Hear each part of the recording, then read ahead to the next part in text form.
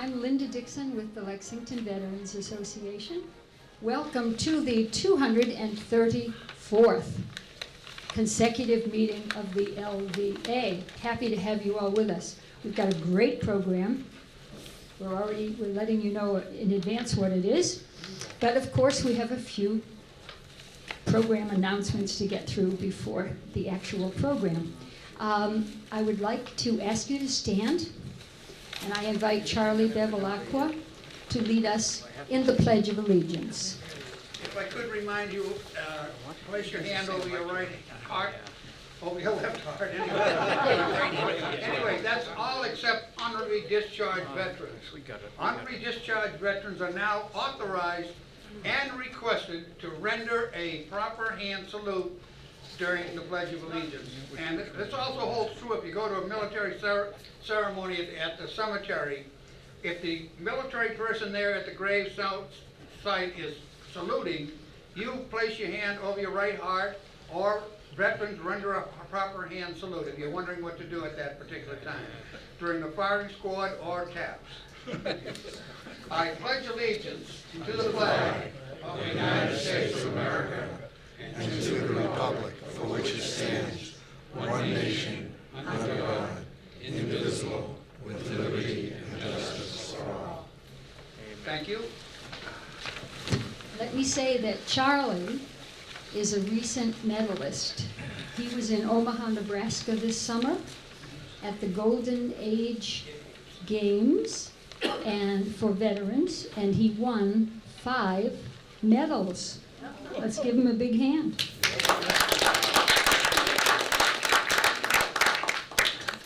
Never too old to swim. Never too old, never too late.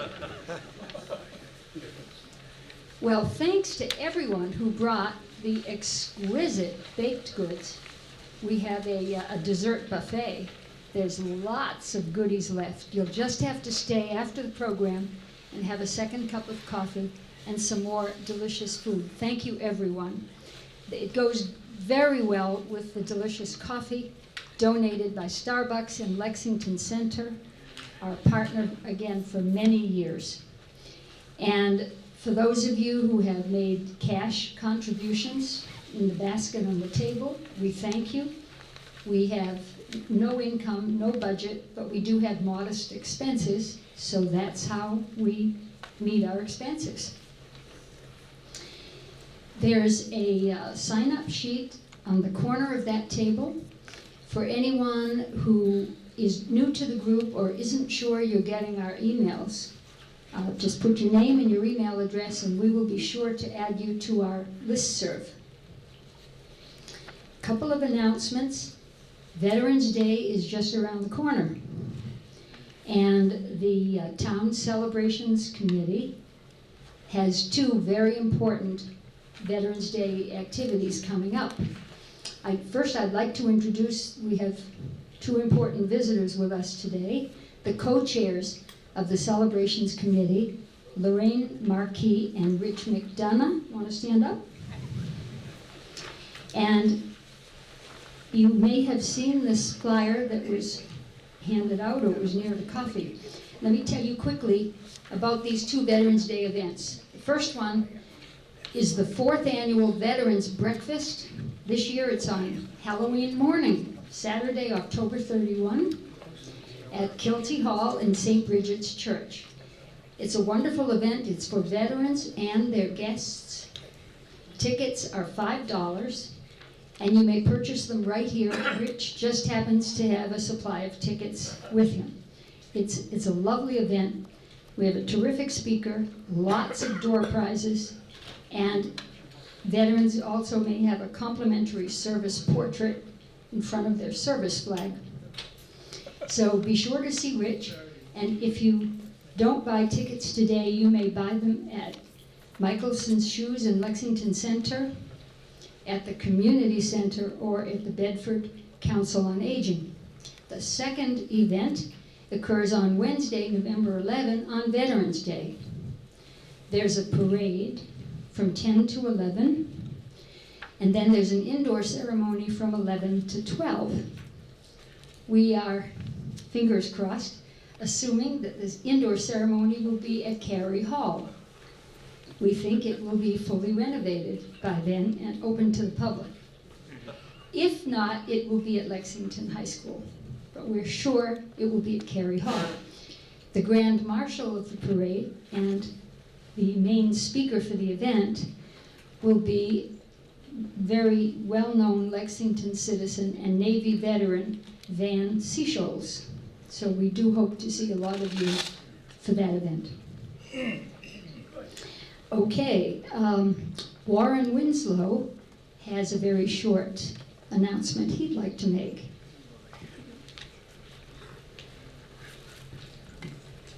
My father, who's a World War II veteran, he actually spoke here 5 years ago. He and I go out to breakfast once a week. And last week we went to the Fitchburg-Leominster Airport and just happened upon a group called Vets Together that have breakfast there the first Friday of each month at 7 o'clock. And it's free of charge. I think the tab is picked up by one of the plastic companies in Leominster. And all veterans are welcome. And the guests, I guess, if I know I'm going to take my father next time. So this will be the first Friday in November.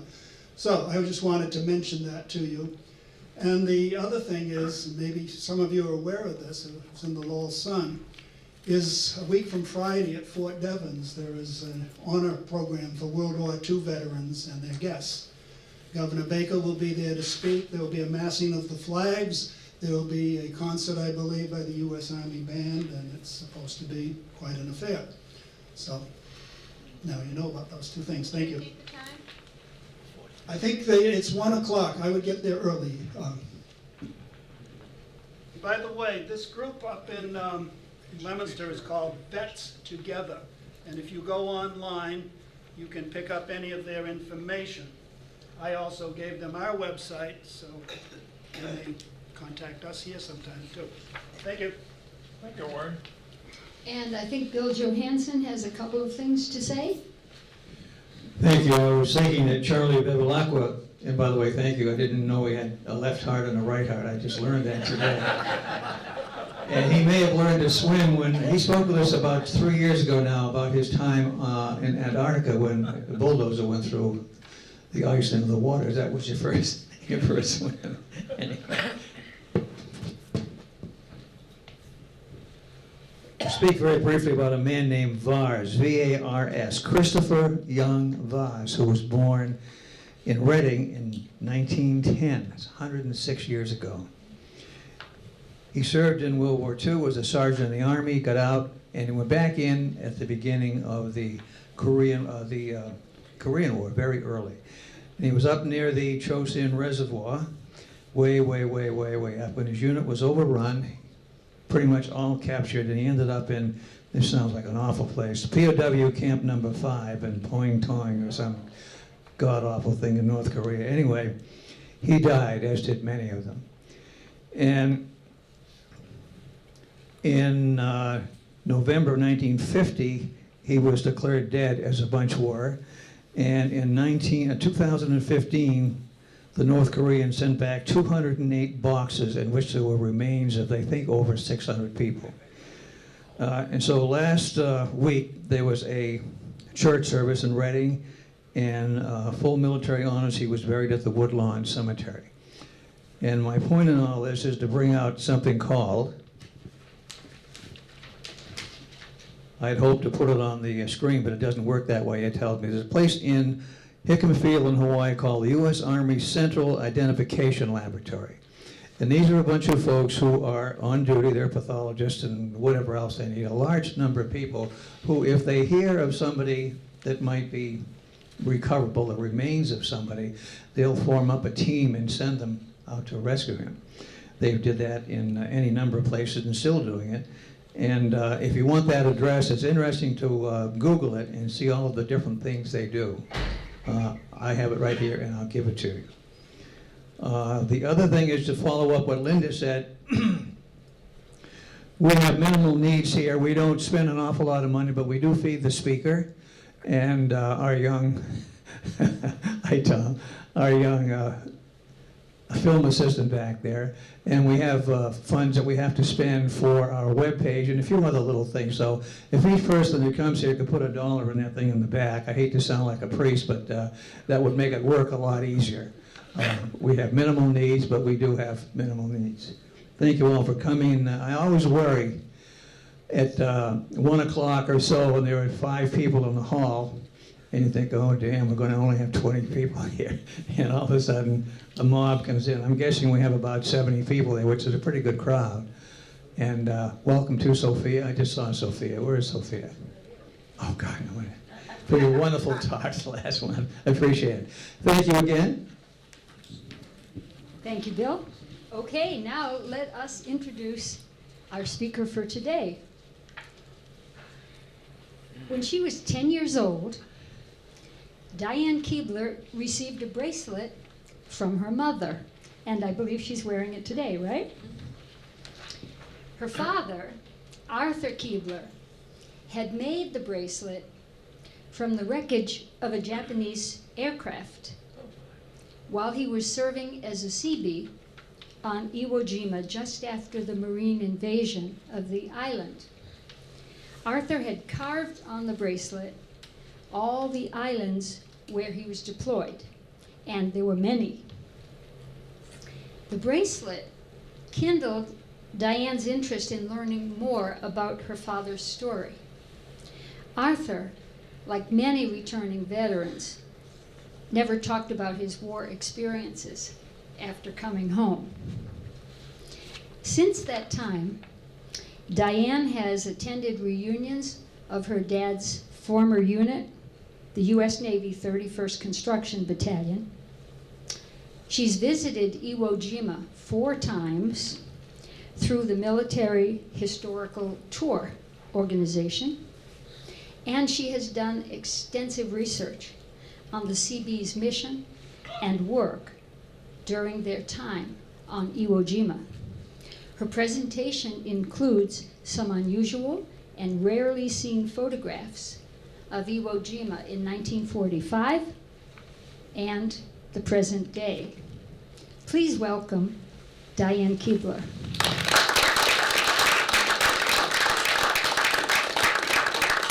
I have to get the equipment turned on here.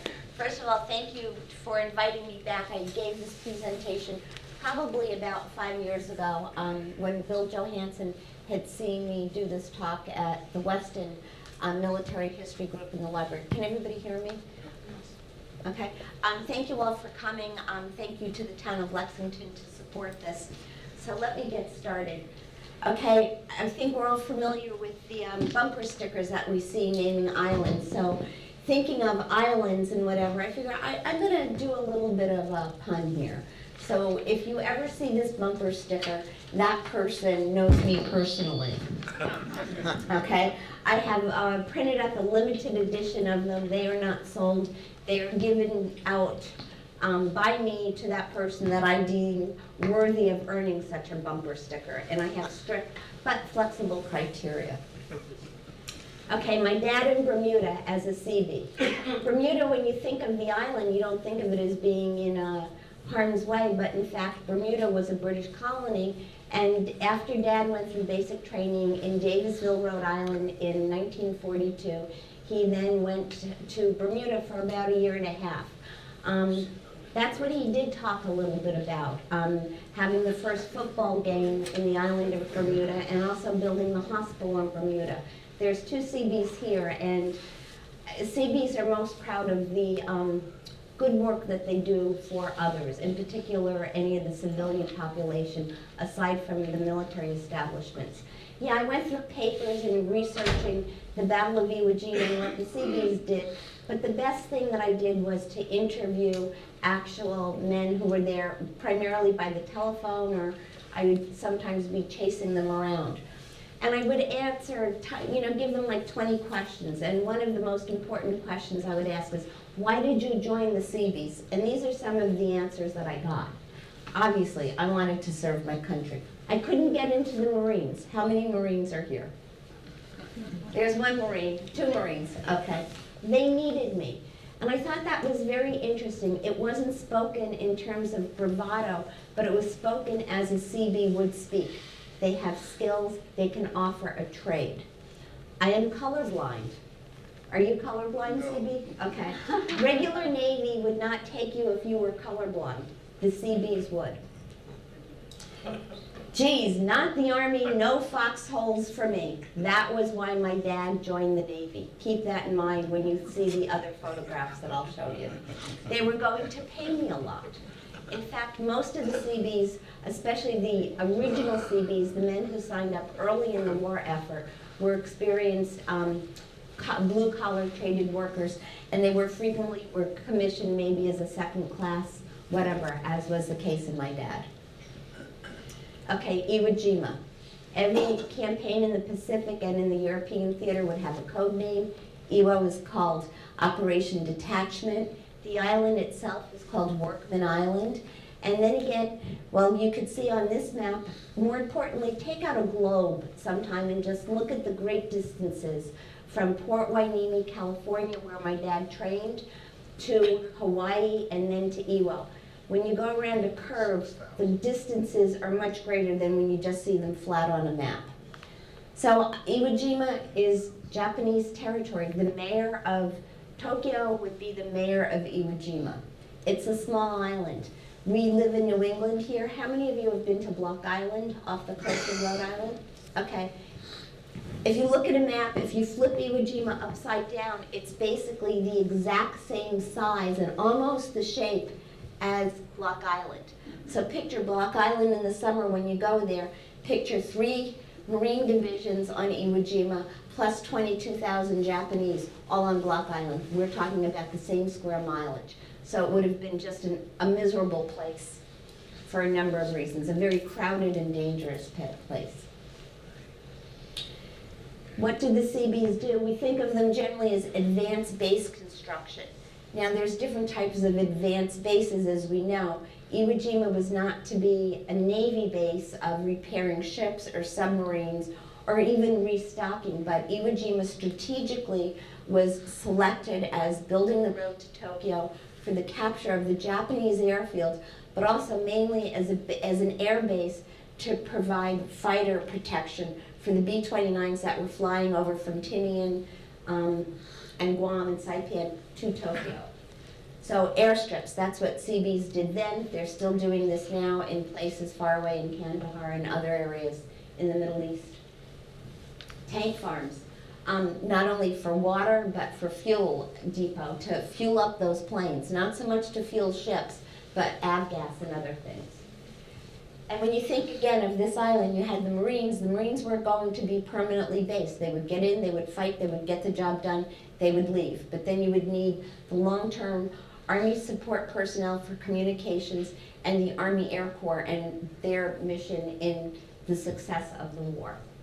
And then again, the naval facilities limited to the support of the Army. And of course, when we think of the Pacific, we also think of harbor development areas, but Iwo was not to be used for harbor development. Okay, I don't want to leave anybody out. So in most books that you read about, you'll think about the 3 assault battalions of the Seabees. The 3 Marine divisions there, the 3rd, 4th, and 5th, all had a Seabee battalion, which is roughly 1,000 men and maybe 100 officers attached to it for the invasion or the assault method days of the campaign. This was, say, from February 19th, which was D-Day Iwo Jima, till about March 26th. However, there were other battalions that were listed there. So we have the 3 assault battalions, and then many other Seabee battalions and detachments would go and support the success of the campaign. A map. I guess you could say I'm a map girl. And then again, thinking in your mind of where you're going and where we've been. The map on the right-hand side that is color-coded to the beaches, green beach, red beach, yellow beach, and blue beach that you read about so much in the marine books will give you some idea. That whole beach area is approximately 1.5 miles, 2 miles most length. So that's a relatively short distance to offload the Marine divisions and the equipment that's necessary in the battle. So on the right-hand side, with the Marine Corps emblem, that is before the battle. On the left-hand side, that would be a map from Morrison's book in September of '45 of what the island looked like. Dollars and cents. Our young high school volunteer said that he was interested in economics, maybe when he goes off to college next year. And I was saying economics makes the world go round. Everybody has a sense of money, and there were bean counters back then. In 1945, the $15 million figure, that was the Navy's estimate of the Navy's cost, the Seabee battalion's cost in developing the infrastructure of Iwo Jima. If you extrapolated that into 2005 dollars, it would be over $162 million for the development of the roads, the infrastructure. But the most important cost is that of American lives.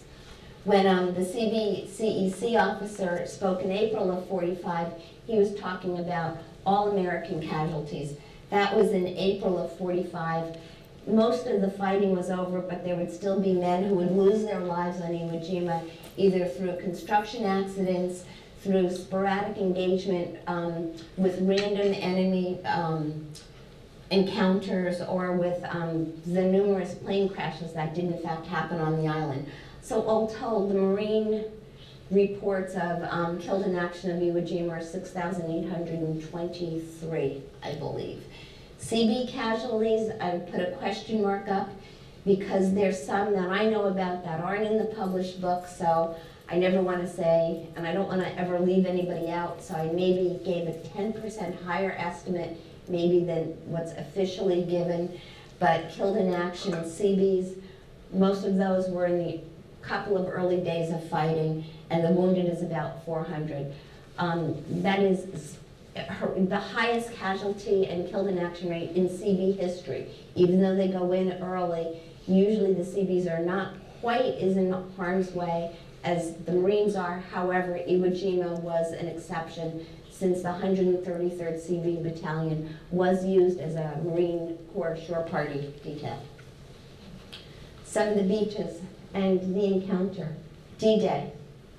And you can see already the heavy equipment showing up and the crowded, difficult conditions to work with. And also, too, the fighting still was going on. General Kobayashi, the leader of the Japanese forces, was an absolute brilliant strategist. He kind of held the Japanese soldiers back, let the American Marine forces land, kind of offload, move inland, waited a bit, and then set up fierce fire. This talk will talk more about the building and stuff than about the actual battles. Another picture that already the Seabees are there in about D+3. You can see a bulldozer at work trying to clear the equipment away, and a wrecked boat there. Oops, let me go back for a minute. Okay. Here you can see a member of the shore party with a thing on the back and a bulldozer hard at work and a wrecked Japanese ship in the background. One of the Seabee veterans that I talked to kept remembering about sniper fire. And he said that it took them a long time to figure out where it was coming from, but then it was eventually discovered that there was a lone Japanese soldier hiding in that smokestack just popping out shots. And I heard that story from 3 other people. So, and from 3 different units. So one story is one man's story, but when I hear almost an identical story, then it's not written in the books, but I truly believe it. This is a picture of the 70th Construction Battalion, and what the stretchers with the wounded are lined up on are the pontoons.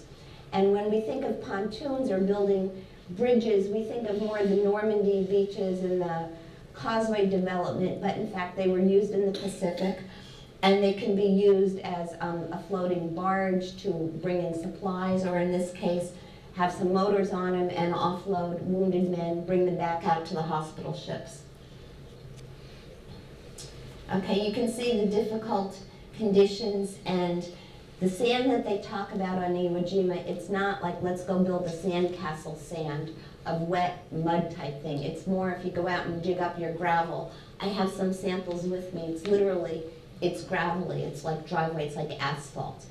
In many ways that made moving equipment difficult, but in some ways too, and I think Captain Wilderson of the Marines would say that it actually prevented them, and it was hard to dig a foxhole, it would cave in, but it would also prevent some of the explosions of the bombs dropping. It would give some protection.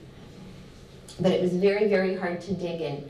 So that was along the coastal level of the beach. It's considered volcanic ash, although to me I think of ash like a cigarette. This is like ash like a driveway.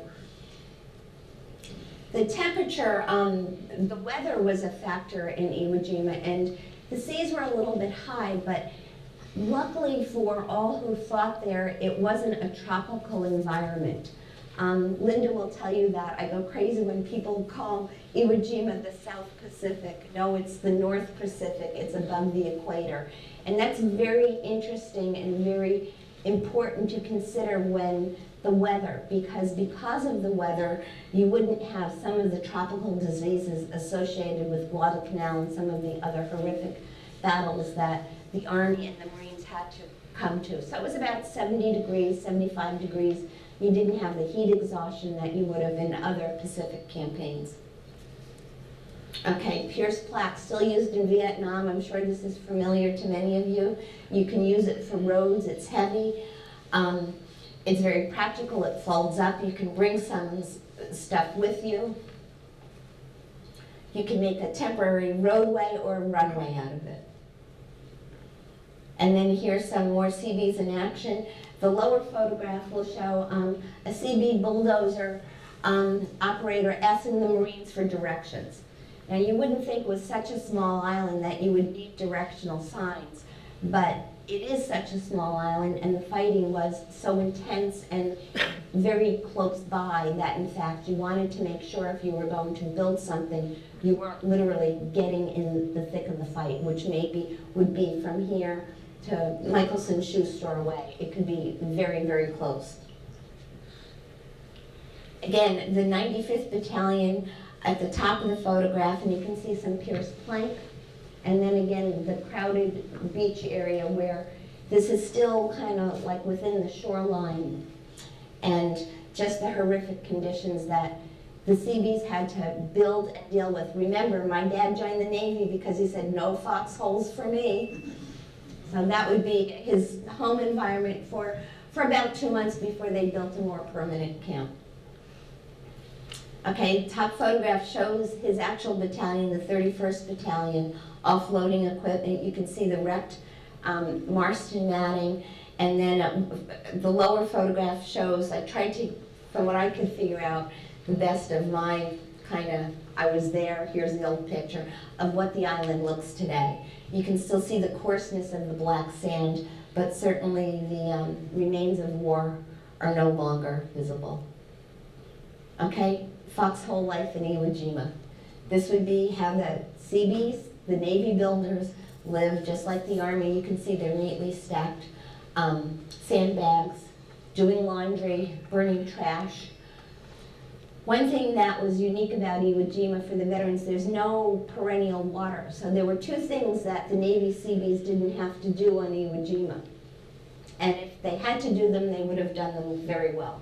The first thing they did not have to do in Iwo Jima, they did not have to build any bridges, unlike some of the campaigns in Europe. So no bridges were built on Iwo Jima. The other thing that the Seabees did not have to do, that they probably would have missed, is to deal with the civilian population. Seabees are known for their kindness and their willingness to help the civilian population during war, but especially the children.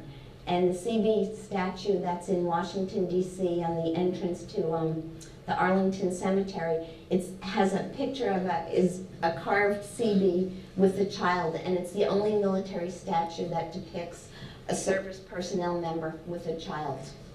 And that was by the Seabee choice of design. Okay, when things calm down about mid-March, here's another Seabee battalion landing on the beach, and the lower picture will show you the similar beach. The top picture, you can see the pontoons lined up on the LST. That would have been put down like in Normandy to drive jeeps over. And a modern picture, pretty much taken about the same place. which would be on Green Beach or the southern beach closest to the top of Mount Suribachi. When doing this talk, I kind of was looking through it. Well, the Seabees had to worry about the enemy because most people did not see a lot of Japanese running around Iwo Jima fighting, certainly not the Seabees. Some of the Marines did, but the enemy frequently was below ground. The building challenges the enemy would leave behind mines or booby traps. The engagements, if you're trying to build a runway, you don't want to be in front of the battle. So that could slow down the task that was needed to complete at hand. And the natural forces that builders have to deal with, even when you're putting an addition on your house, the weather and the terrain. Would the weather delay you? Would the terrain be uneven? Would it need more excavating? Or was it in fact loaded with mines? Also too, did you have the equipment and was it working?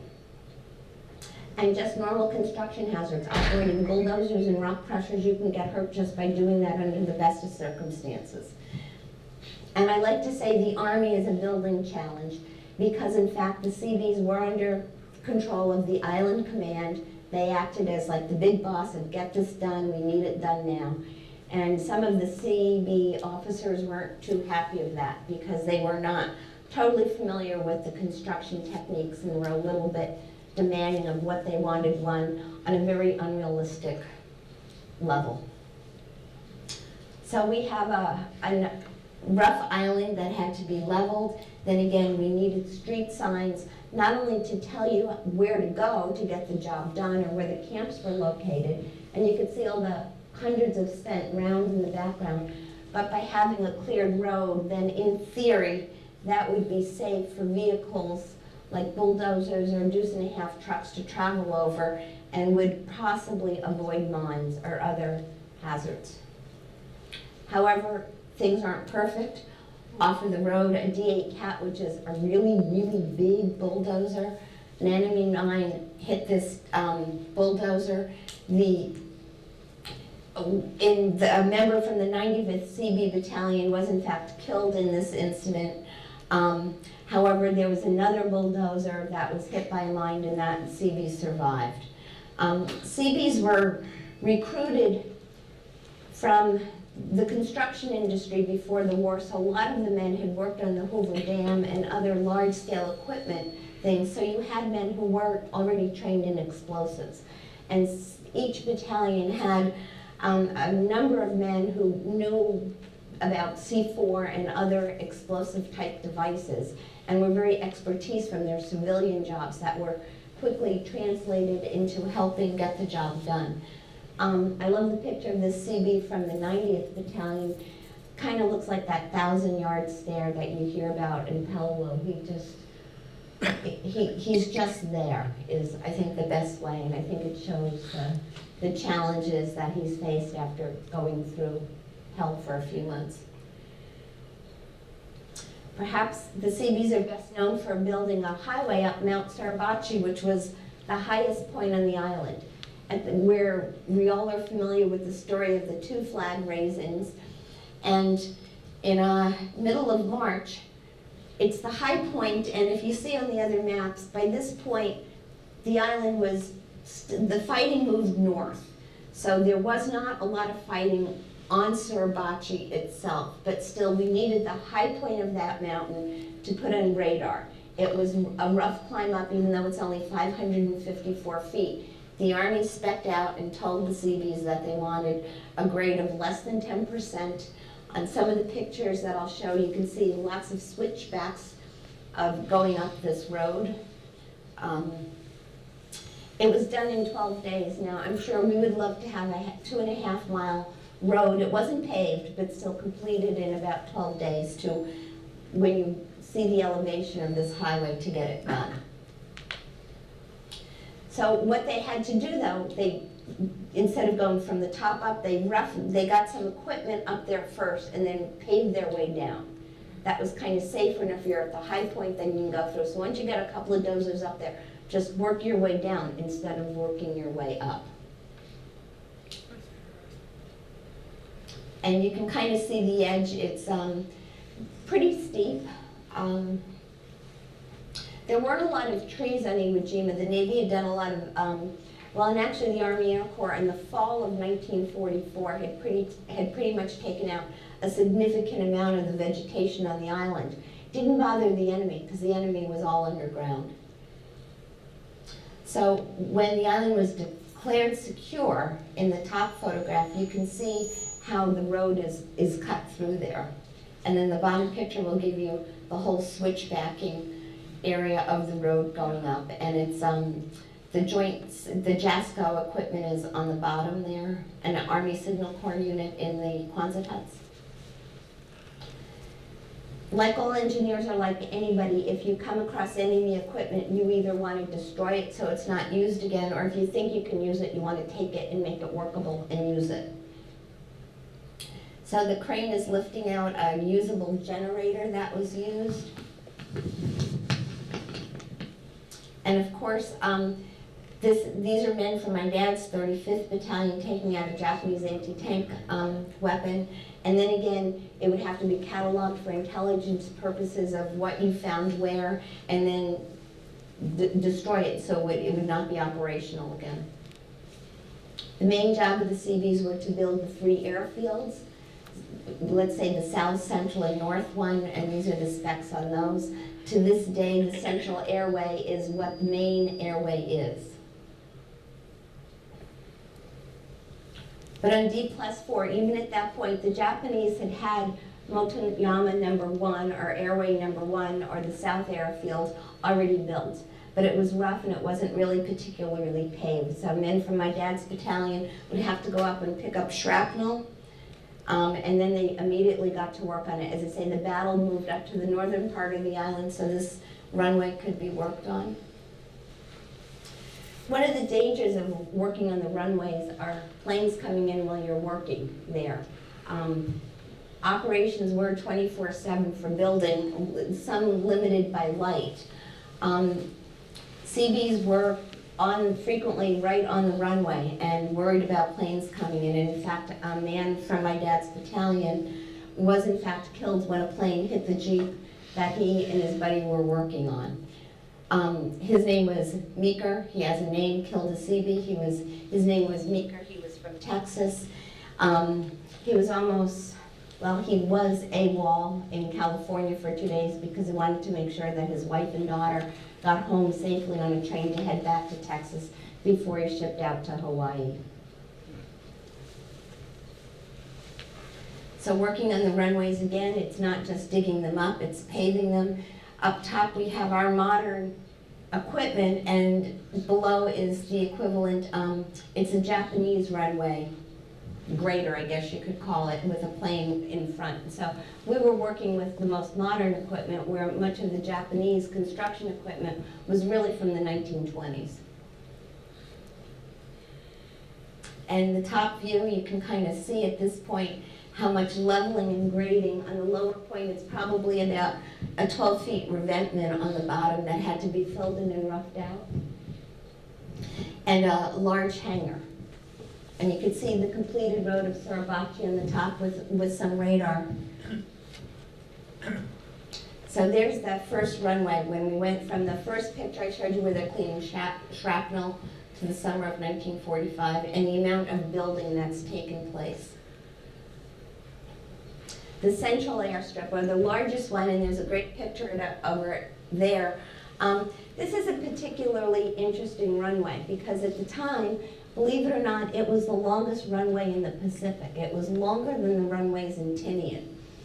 And in fact, while most of the Seabee battalions were in charge of building the airstrips, there was an Army unit whose name I don't know that was in charge of constructing a particular hard stand at the end of this central runway, okay? It was off limits to the Seabees to go near there or to build it. It was a particular group of Army men that were responsible for building a hard stand for a plane to land.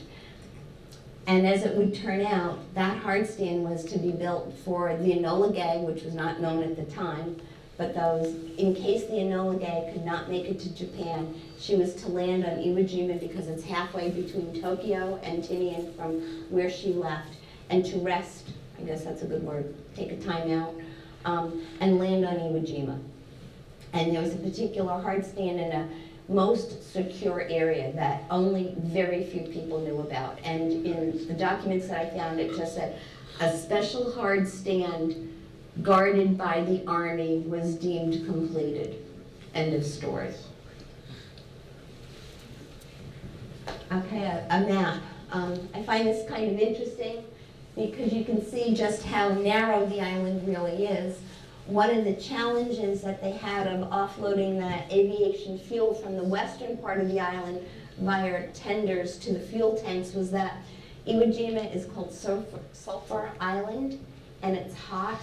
And in order to make sure that the fuel would be delivered to the proper temperature, one way to lower the temperature of the aviation gas would be to run it in the fuel lines twice to lower the temperature to prevent airlock. Interestingly, in modern day Iwo Jima, the tank farms that feed the fuel supply for the current Japanese military that serves there, it's located in the same place. If you can see how much work was done between two ships, they moved 259,000 yards in a matter of a 4-day period. So that's a lot of men moving a lot of heavy equipment. Work days were 7 days a week. It was in July when Sundays were given off as a holiday, so to speak. And one of the few photographs of my dad on Iwo Jima is by a plane, and as my mom said, well, Dad always liked French women, so. Another Seabee said that the planes would come in and the pilots would ask us to touch up some of the artwork there, and that they would frequently ask the Seabees to, quote, make them bigger, make them bigger. And then he said they weren't talking about the numbers. So, okay, Mr. Trundle, I get it. So, anyway, rock crushers, the two Seabees here, they crushed rock then, and I'm sure you've done your share of rock crushing. There were 3 rock crushers on Iwo Jima. And I'm reading this like, why do you crush rocks? Well, you crush rocks for lots of things. Not only for building the runways, and I'm not a civil engineer, but boy, this is really kind of fun. You crush rocks to make concrete, you move it from over here to over there. But think about it, you have to bring a rock crusher with you. Go back to that globe. Rock crushers aren't made in Hawaii. They're coming stateside. So all across the road, all this heavy equipment had to be packed up and moved thousands of miles from home. Out of all the fighting and what have you, just the supply line to this day, I find extraordinary. So after you crush the rock, then you would put it back down, as illustrated by these Seabees from the 133rd Battalion. Big crane, same sort of thing. You crush all the rocks. What did the 133rd Battalion do? They built their own rock crushing plant. A modern view of what we found the asphalt plant was looking like on Iwo Jima. Okay, the central runway, and you can see the little loop there. The caves. I'm sure that's probably why you all came today, was to picture caves of Iwo Jima. There's estimates that there's about 60 miles of caves under the island or throughout it. They're hot. We kind of explored some. We're not supposed to do that, but as a Marine colonel told me, it's better to ask forgiveness than it is permission, so I asked for forgiveness. We were going through one and we found this kind of still cot, so we took a picture of it, and then with my friends and I, we kind of pulled our resources of our own intelligence, and somebody came up and said, oh, I've got it. Somebody gave me a cave map, and lo and behold, where it says still cot. So we feel that we were in the Japanese Naval Headquarter cave on the northern part of the island. And interestingly, the Japanese too, it is their heritage, it's their battlefield, so a current member left a Japanese naval flag at the entrance of this cave, so that kind of made it easier for us to identify as being a Japanese naval cave. The Japanese Navy, as well as the Army, was on Iwo Jima. An inside view of the cave and some of the artifacts. As somebody pointed out to me, over here it looks like it's a handle of a sword and sake bottles. These have all the ordnance has been removed from these caves. And one with the sign, the kanji, that probably says danger, that has not gone, we would never go into something like that. There could be light ordnance in there. To give you an idea, the caves are kind of soft, they're not hard rock caves like there were in Peleliu, which I've been. You can see a religious shrine in this one that was left there. The Iwo Jima caves are considered sacred territory, so we viewed them with utmost respect. And General Kurabayashi's cave is enormous, and it's about 3 stories below ground. There's 2 entrances. You can belly crawl cave maybe about 20 feet, and then you go down 2 flights of steps to get to the main area. The bottom photograph, this is the entrance. It just kind of dips down, then you see a little hole, and then you kind of belly crawl, and then you go down a couple of layers of steps.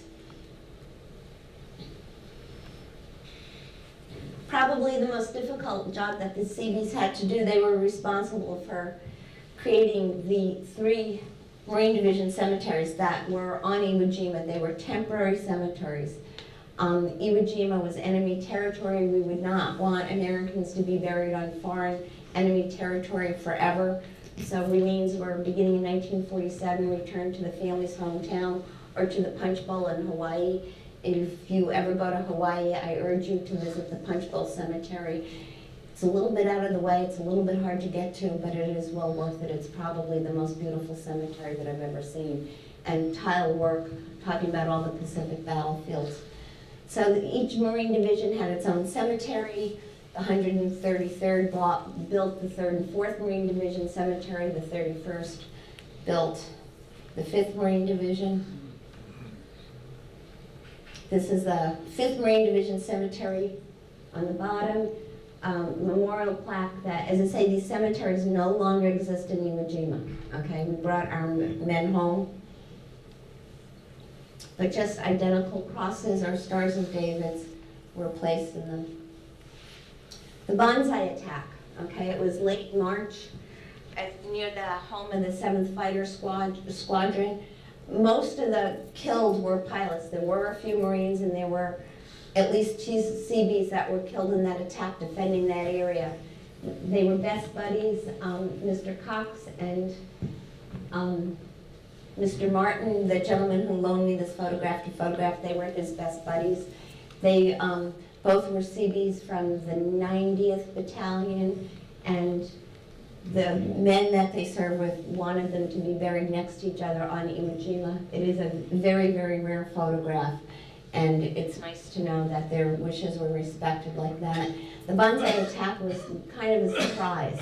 There is some question that why wasn't it defended by the Army Air Corps personnel there? At the next nearby Seabees encampment, they had to come over and provide some guards in the thick of it, but there was some question about why was the camp, why did this security breach happen to begin with? So let's go back. When I was going through the research, I thought, oh, this is interesting. The fighting's over. Why are you going to build what would have been a 1,000-bed hospital in May of 1945? Any ideas? Invasion of Japan. If you look on a map, and it took me like years to like, okay, and it was at this point, once you had the Army hospital built, which was built by the 95th Battalion in May of 45, then you could start sending Army nurses over. And in fact, the Army did have nurses on Iwo Jima in June of 45. So that Army, that hospital was built thinking if the war would continue into September and November with Operation, I think it's Coronet, and I forget the other name. Okay, Seabee motto is we build, we fight. And I also like to say the Seabees have fun. So they're having fun, build a shuffleboard and a horseshoe thing. Okay, keep people busy. Certainly this didn't happen. The Seabees were there from February until February 45 until February 46. So certainly in the free time, you wanted to have some things to keep you entertained. Visiting the caves and touring the caves from day one was off orders. It was, you could be punished for it. It was against all rules to go into the caves. They were booby-trapped, they were dangerous. Few people would go in anyway. It was against orders. There were a few deaths because of it, but there was souvenir hunting not only in the caves, but all over the place. Signed Japanese flags. I've worked with a friend. If you have any, we've been very successful in getting some signed flags, tracing them back to the family members. The Japanese government will accept them and just put them into a memorial. We've been able, with kind of our little underground network, if you will, of find Japanese families to get them right back to the families. Sometimes it's the only record that they have of a family member. There was a CB unit, even Christmas of 1945 in Japan being there, because we still needed it for air communications and landing. And of course, the church, each CB battalion had its own chapel according to the battalion records. The 133rd chapel was the best on the island. The 31st Battalion Chapel was the best on the island, and the 95th Battalion Chapel was the best on the island. So there's a lot of unit pride in what you could do. You could see the squad tents, but also some volleyball going on.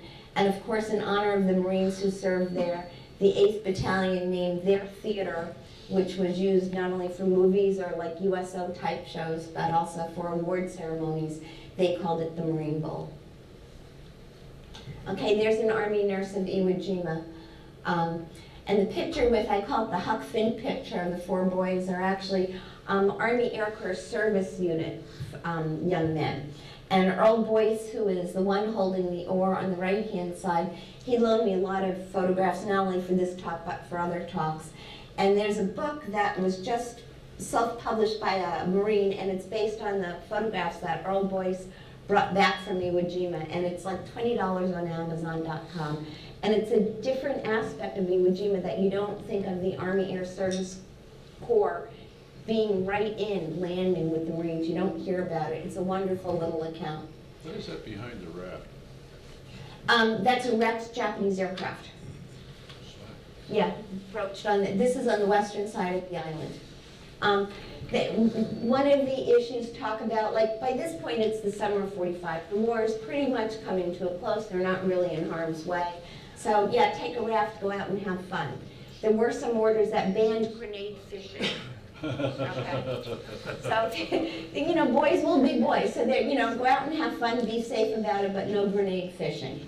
A theater, I like, then again, the two on the bottom, it's a Marine and a Seabee. Marines and Seabees have been best buddies from the start of Seabees' existence to the present day.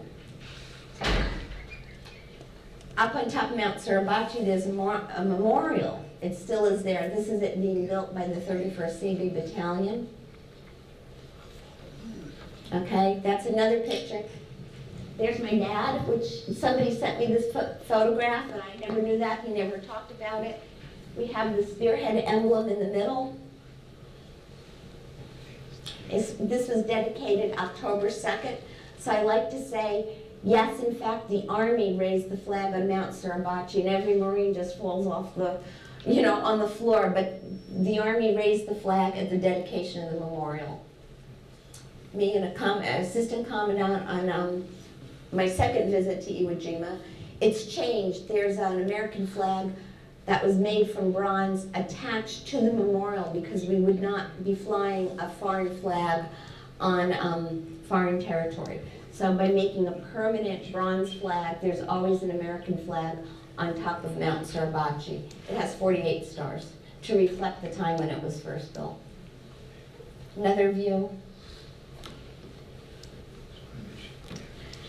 And kind of like the unevenness. This will just give you some idea of the amount of leveling and grading and excavating of the island that the Seabees had to do. So basically everything that's, the airfields are yellow, and the leveled areas are gray.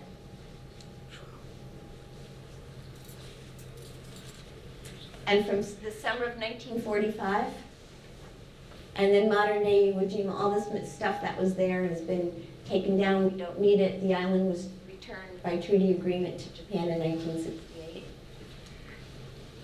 Another wartime view of Iwo Jima and the development of the island.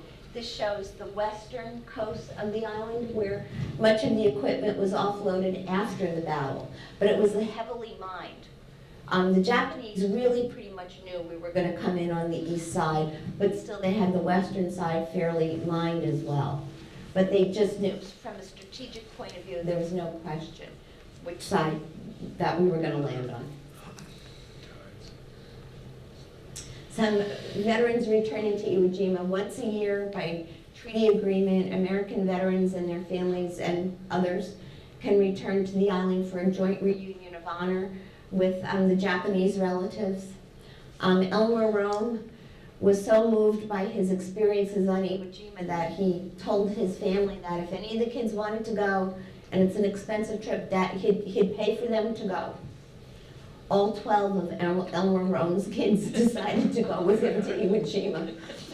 So, I think they may be qualified for a group discount, but the fact that he wanted to make sure that his kids went with him, it was the ultimate in family vacation, so to speak. Then again, the Seabees, with the Marines visiting, my friend from my dad's battalion, Ed Richardson, and Captain Boone, who is of Japanese descent and who actually worked on the second runway to repair it back in the 1980s. And they used the plans from World War II to kind of like see things were, and they really did very little to change the runway. It was just some like upgrading some stuff. And myself with the CB commander of Camp Covington at the time. So we all know about the Rosenthal photograph. It was not staged, it was the second flag raising. But you don't know probably about the first Iwo Jima carving or memorial is on Iwo Jima, and that CB Walden Ridge carving it into the sandstone thing at the 31st campsite. I can tell you this is later on in the war because you can see 31st Seabees on a water tank. You would never have that when the battle first is going on, okay? If that is like, it's great to say who you are, but you don't want to tell the enemy where you are, so. And what it looks like when I went there, so. The original one was not painted, but it is now. This talk would not have been possible except for the veterans who helped me, but Captain Hildebrand of the CB Historical Foundation many years ago when I started this gave me some names to contact. And the CB, like many other military branches, have a historical foundation, fund the museum in Port Hueneme, California, and the organization has been great to me about contacting things. I like to give them credit. Everybody wants your money these days.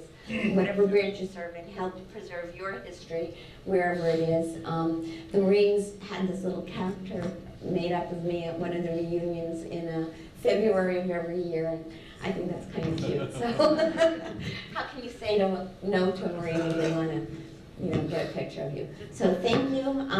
I brought some artifacts if there's any questions.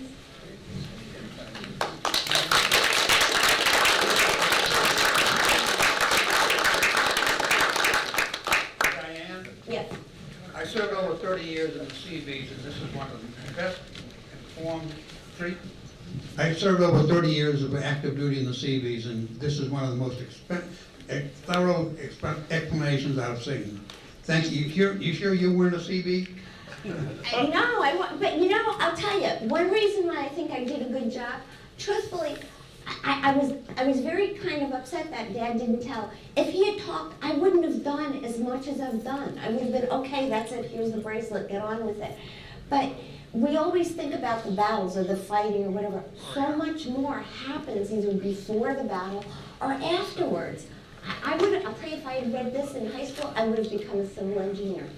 It's a wonderful explanation of the Seabees, and I'm very proud of you. Okay, thank you, Charlie.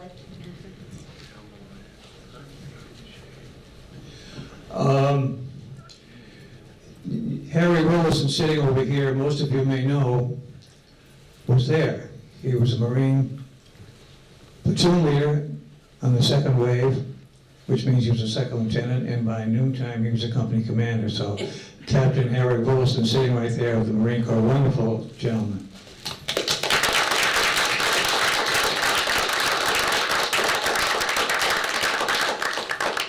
I don't know how he does it, but he comes here and drinks 4 or 5 cups of coffee. I would never think of doing that. And behind Harry is Jack Ryan, a longtime Lexington native, who spoke to us about 6 months ago, I think it was. He was flying from Tinian Island. He was a crew member on those B-29s, which would fly from there to Tokyo. I think it was about 1,500 miles, Jack, is that right? Right. And Iwo Jima was about halfway there, 700 miles. They needed that for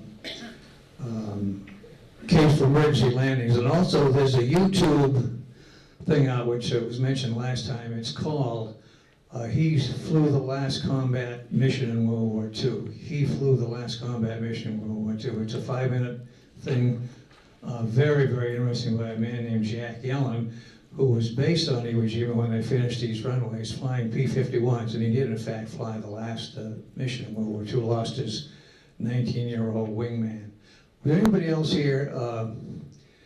Bill, you were up in the Aleutians at that time, were you not, Bill Stern? Yes. Anybody else at Iwo Jima? I don't think so. Anybody else in World War II here? The gentleman here, back there, tells a story. Well done, and thank you. Thank you. Any more questions? Questions? Sure. How are the Seabees? I've never heard of the Seabees. How are they chosen? You volunteer, you train, or? Well, okay, the Seabees, they're nicknamed construction battalions. The Navy, the best way to say is Navy engineers. Like this gentleman was an Army combat engineer. You enlist in the Navy never drafts, so you choose to serve in the Navy. During World War II, they would look at what you did, like, because you have to build so much, they didn't have time to train carpenters or whatever. So they wanted people who maybe had experience driving trucks or whatever. My dad was old. He was 28 years old when he went in. But the Army, most of the Army people were 18. So, but even today, the gentleman next to you, most people, maybe they went to trade high school or they were colorblind. So it's like the heavy equipment operators. Like this gentleman, why did you become an Army engineer? They told me that. Okay. But sometimes, generally, they were like from the building trade people, plumbers and electricians and stuff.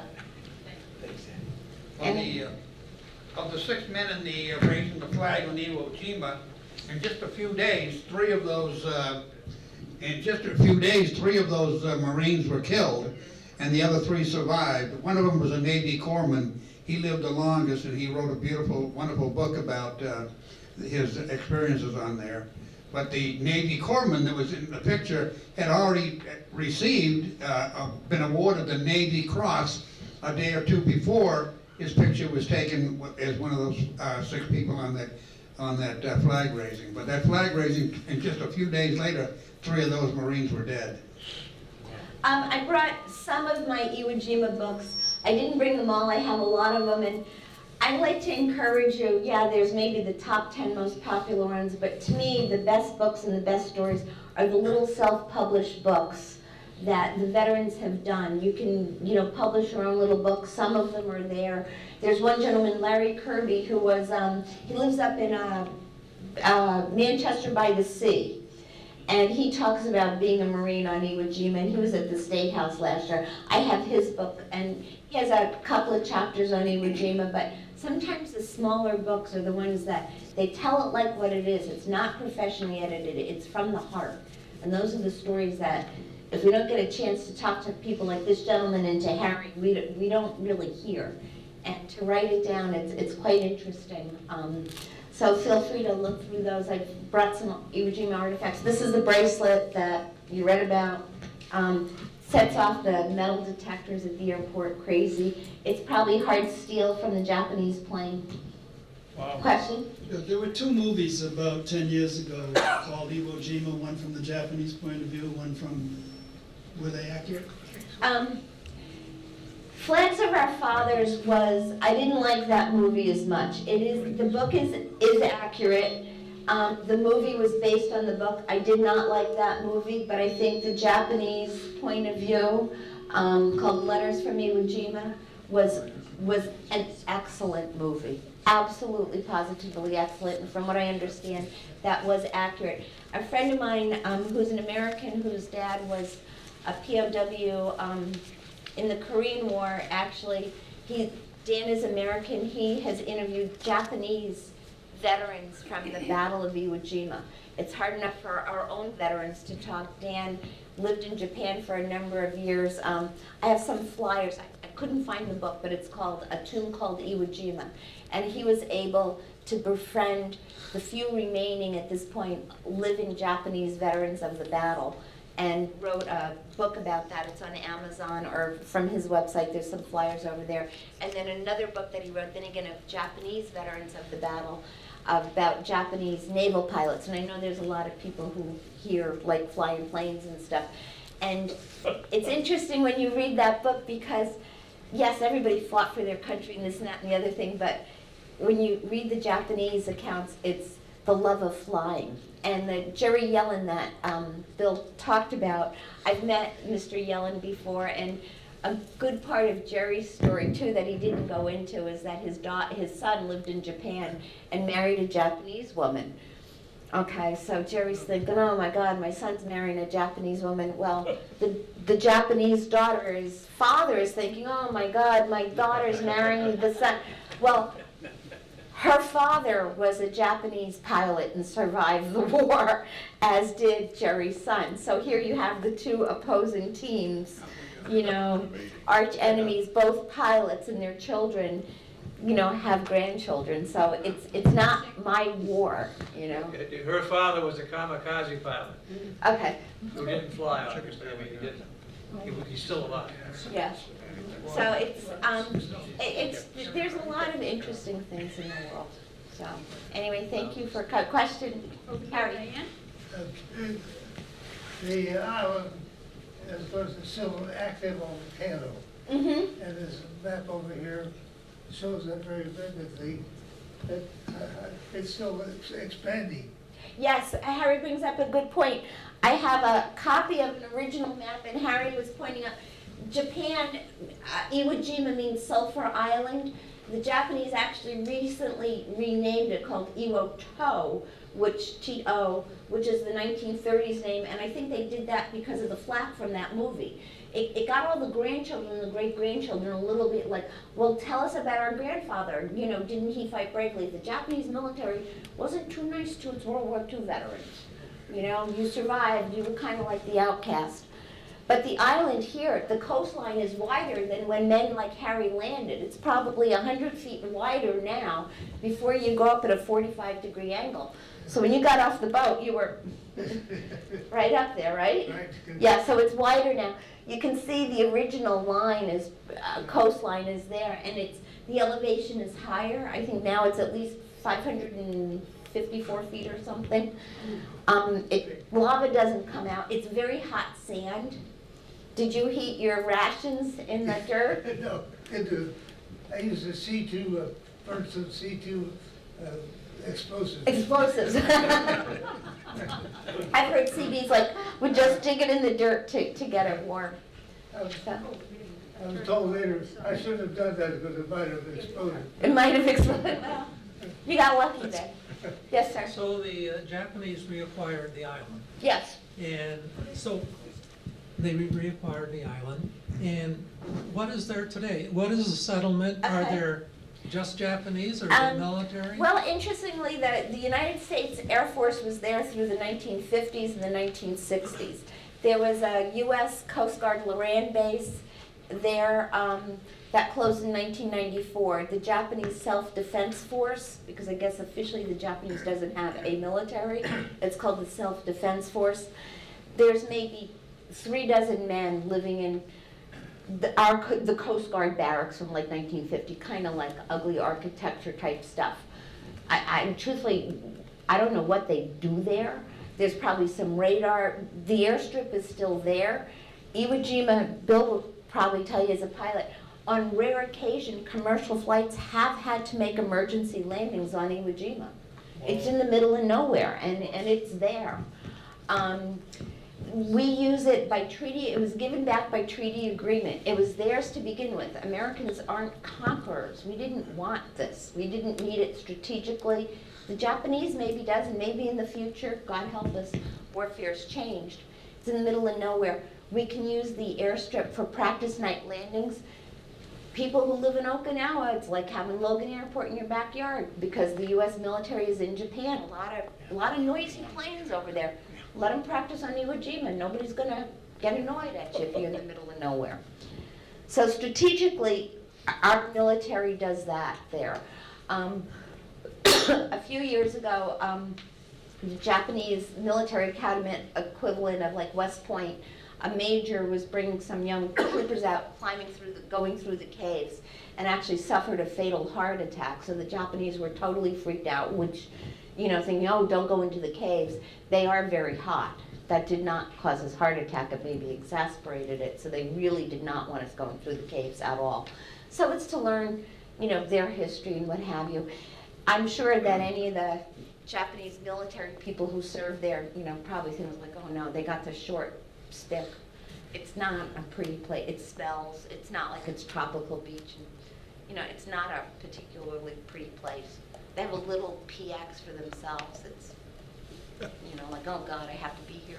Like, it's probably punishment for them, truthfully. So Trump hasn't built a hotel there yet? Not yet, but I'll tell you, the island of Peleliu, there's the country of Palau. Peleliu is one of the islands in the country of Palau. And the Taiwanese and the Chinese are looking all through Peleliu to develop some of the, and Tinian, there's the biggest casino in Tinian that you could imagine. And Peleliu is one of the islands in Palau where there was horrific fighting, that they are looking to maybe clean up the beach of ordnance, its population 600, and build casinos there. And that would be like the equivalent is, oh, let's get rid of Gettysburg, let's build up, but it's, Palau is their land. U.S. Marines died on Peleliu. It's a difficult issue. The local people, it would give them jobs. Palau used to be a U.S. trust. Now it's kind of like they're in one of those independent free states. Palauans can and do serve in the American military. I think they can serve in the Japanese military as well. Japan occupied Palau prior to World War II, and it was actually relatively nice to the civilian population there. It was a colony, the same way we have Puerto Rico and Guam, is how the Japanese prior to World War II looked at Palau. But casinos everywhere. Tinian, so Okay, we have time for a couple of more questions. John? Yeah. Ma'am, Bill, you may be able to help me, but a number of years ago, we had a speaker here who I believe had actually fought on Iwo Jima. Do you have any recollection of that? At Iwo Jima, Sam? Yeah. He was from down south here. He had a whole table full of stuff. Okay. He was a For your reference, ma'am, if you want. Iwo Jima, Sam. I think he's gone now. Okay, because I know Harry did. I do have some sand samples over there, and some maps and some more books to look at. Anybody else? Or? Who wants to be the last one?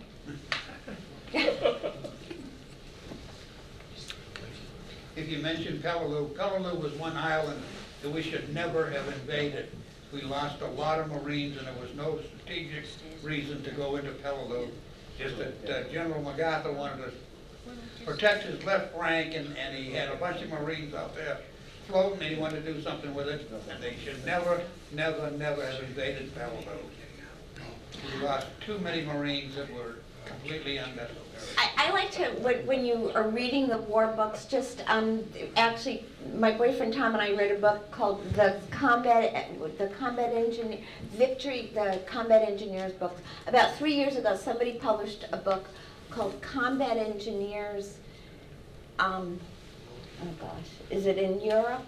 It was a hardcover book, and it talks about like the key building concepts, not only by the Allies, but also some German engineering techniques and its success in Europe. They mentioned Bailey bridges, pontoon bridges, and even now what our men and women are doing in theater far away, just the basic civil engineering concept. Look how long it's taken them to build Route 2. Oh my God. We need the Seabees to work on that. Yeah, no, we Get do. it done. But the war is more just, it's not just the fighting, it's the supply lines, and are we overbuilding? Or did we run out of stuff? I really, when you think of that, it's kind of like really amazing. Thank you, Linda. Well, let's give Diane a big hand and say thank you.